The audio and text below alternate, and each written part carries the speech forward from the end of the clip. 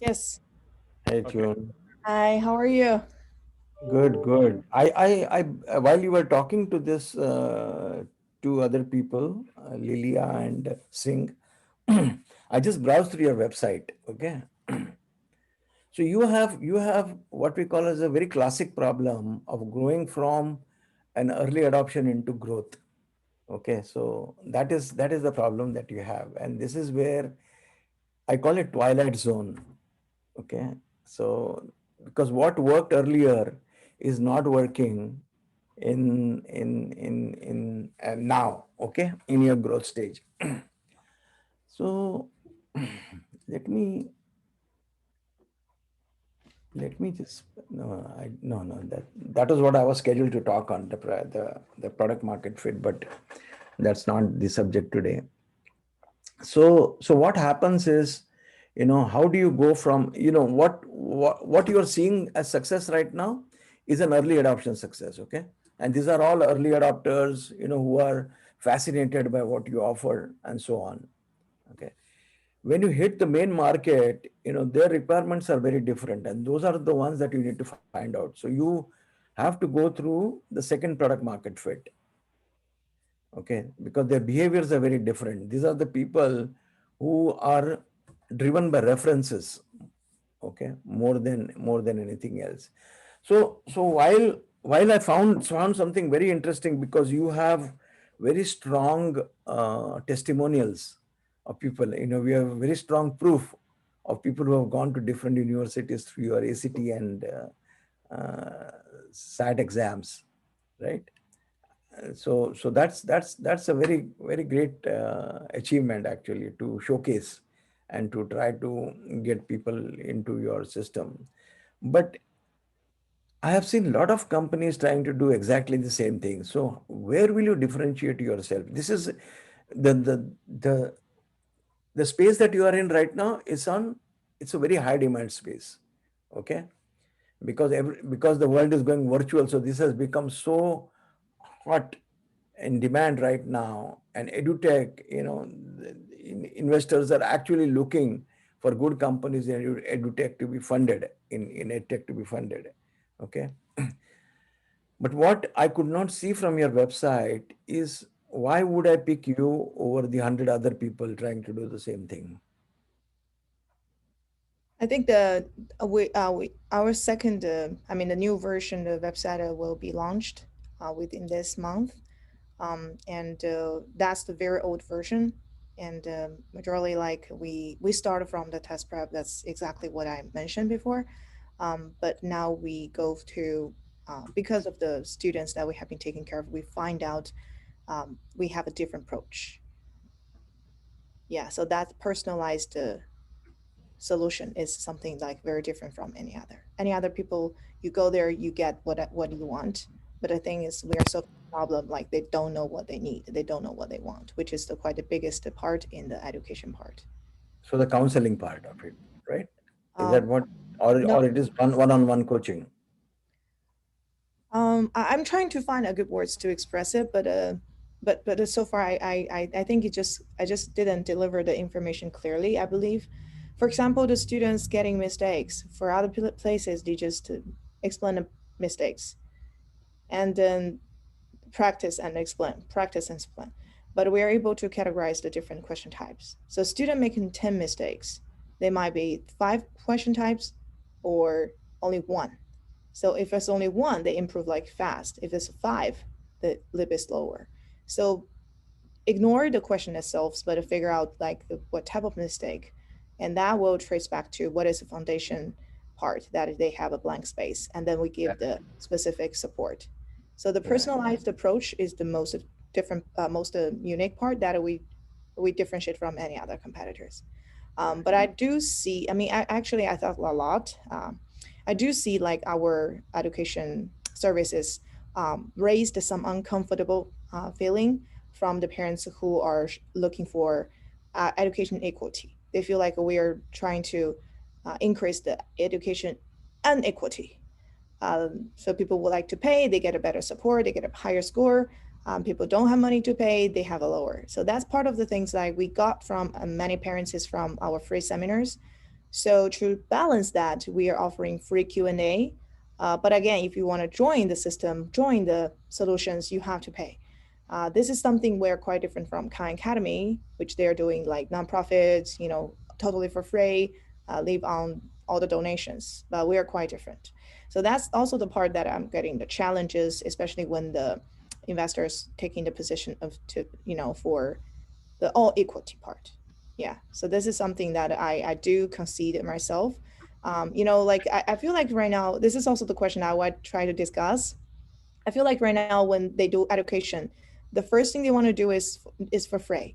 The second thing they want to do is for equality. So that's the two main theme right now. That make the people who are in charge for the education, they make them super uncomfortable, because it sounds like they are not for the well-being of the world, but which is not true.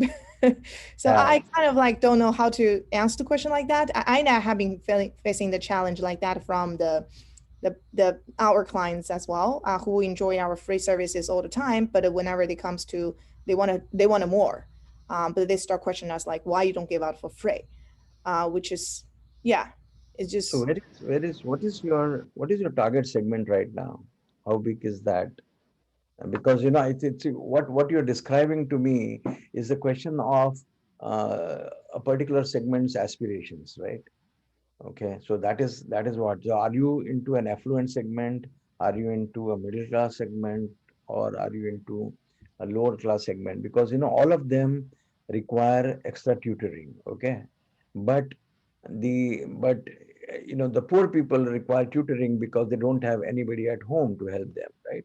The affluent people require tutoring because they are probably the parents are so busy they don't have the time, and the kid has been over pampered, and not truly into education, okay, where he requires extra tutoring. So you have to find out where you are and try to position for that segment differently. Okay, each of this that is this is all prima facie, and that I'm telling you after just looking at your website. I have not gone heard the entire discussion that you had with Paul and Lillian, but these are the basics, right, for any startup to look at. But what would happen, again, from an investor perspective, when you say I'm going to do one-on-one coaching? It takes me back, right? Because it's a question of scalability now. How well are you going to be able to scale? Well are you going to be able to onboard and recruit some of these tutors that you have, or counselors that you have across the world? So that raises a certain scalability issue from an investor perspective, and you better have good answers for that. yes. By answer the question, actually, we started from those privileged people. We have small group class one-on-one, but with the system, and we are able to increase the capacity from the 10 students per class to 100 students per class currently. And we are using the Bob to replace the human labor to answer the questions for free, and that's we can make the price getting lower and reach out to more students. My goal is within the 3 years, one teacher can teach at least 5,000 students at the same time, being assisted by the Bob answer all the questions. So that's how we lower the price and increase the good teachers value. This is also part of the things.